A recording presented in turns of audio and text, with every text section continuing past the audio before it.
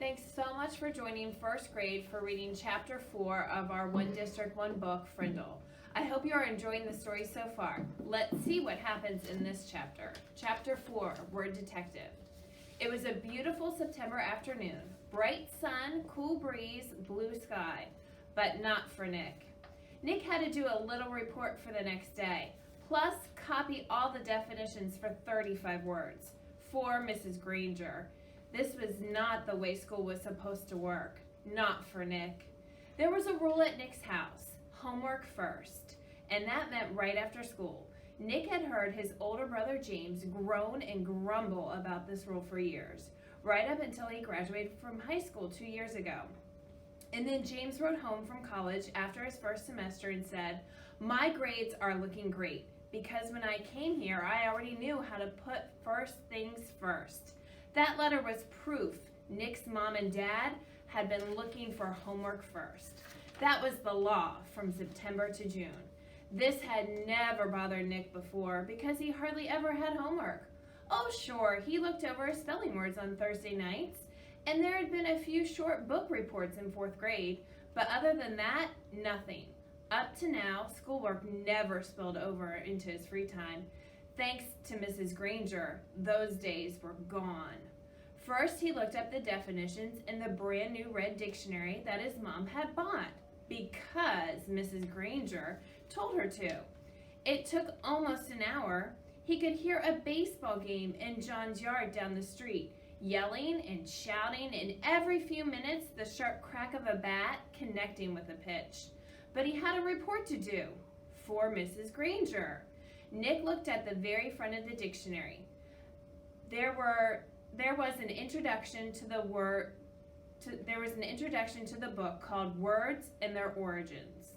Perfect, Nick thought. It was just what he needed to do his report. He would be all over in a few minutes. Nick could already feel the sun and the breeze on his face as he ran outside to play. Homework all done. Then he read the first sentence from the introduction. Without question, this modern American dictionary is one of the most surprisingly complex and profound documents ever to be created, for it embodies unparalleled etymological detail, reflecting not only superb lexicographic scholarship, but also the dreams and speech and the imaginative talents of millions of people over thousands of years. For every person who has ever spoken or written in English has had a hand in its making. What? Nick scratched his head and read it again, and then again. Not much better.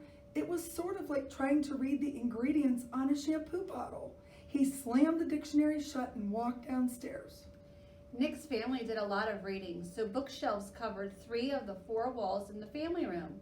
There were 2 sets of encyclopedias. The black set was for grown-ups, and the red set was for kids. Nick pulled out the D volume from the red set and looked up dictionary. There were 3 full pages with headings like early dictionaries, word detectives, and dictionaries today. Not very exciting, but he had to do it, so Nick just plopped down on the couch and read all of it. And when he was finished with the kids' book, he opened up the black encyclopedia and read most of what it said about dictionaries too. He understood about half of what he read. He leaned back on the couch and covered his eyes with his arm, trying to imagine himself giving a report on all this boring stuff. He'd be lucky to have 3 minutes worth. But because Nick was Nick, he suddenly had an idea, and it brought a grin to his face. Nick decided that giving this report could actually be fun. He could make it into something special. After all, Mrs. Granger had asked for it. I wonder what will happen next. Be sure to join us tomorrow to see what happens in Frindle.